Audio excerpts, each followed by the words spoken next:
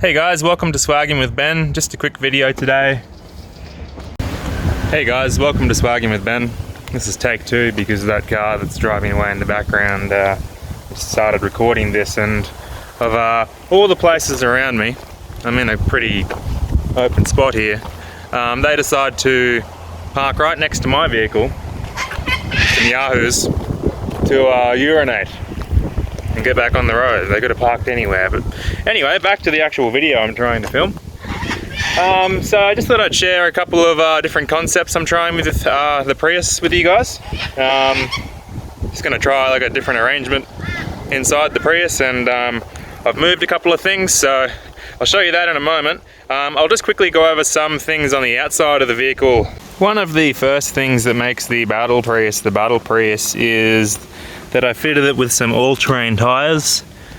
We put those on before we went into the Australian outback, climbing sand dunes and other various things that we probably shouldn't have been attempting to drive, and they did so well that well, I did an unplanned trip to Cape York, which involves some mud and some water crossings. So they've done really well, and they're just cheap Chinese tyres. Actually, the only all-terrain that I could find in this size. This is the legally tallest diameter that I can run in Australia without voiding insurance and all that kind of stuff. So I'll put a link to those ones in the description.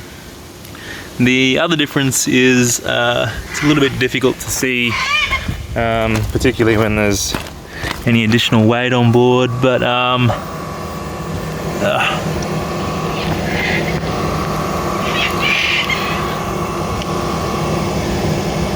yeah, you can't really see it very well, but there is some 40mm Tima 4x4 strut spacers and coil spacers, which I had to import from Russia because Australia doesn't really stock that kind of stuff, because not many people do this with a Prius here.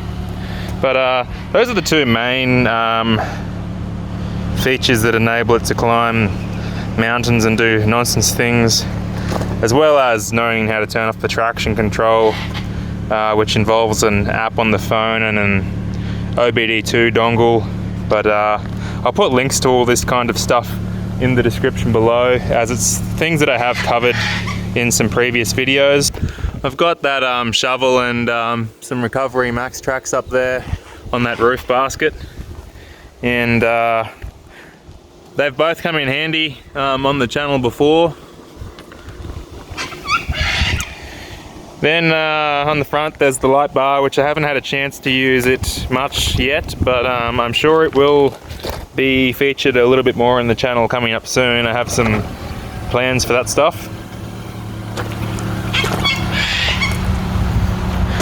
There's the awning, which has been I really just put it on to poke fun at the four-wheel drives, but it has come in handy for hanging projector sheets off and doing a little bit of swagging with Ben nonsense with we played some Mario Kart previously, and some strangers wandered over to our campsite because, you know, that's a pretty interesting thing to see. And around the back here, underneath, there's a recovery point that I've put a hook on there. Sorry, it's a bow shackle, and it's rated for 3.2 tons by the looks, which I'm sure is much more than I need and much more than the point that it's attached to can handle. Now I'll show you guys the interior changes. So inside here, where it's a bit quieter without the cockatoos and whatnot, I've got the climate control going, and as you guys have probably seen me do previously, you can leave that on all night at whatever temperature you like.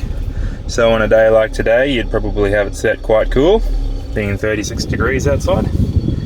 And one of the recent changes in here is I've taken out my center console to fit my fridge in here. Just barely, it's a squeeze and it doesn't fit there well, but it fits. So I removed the center console, and I kept the power plug and AUX plug from that. And it's got a couple of essentials in there at the moment. Actually, I better have one of those.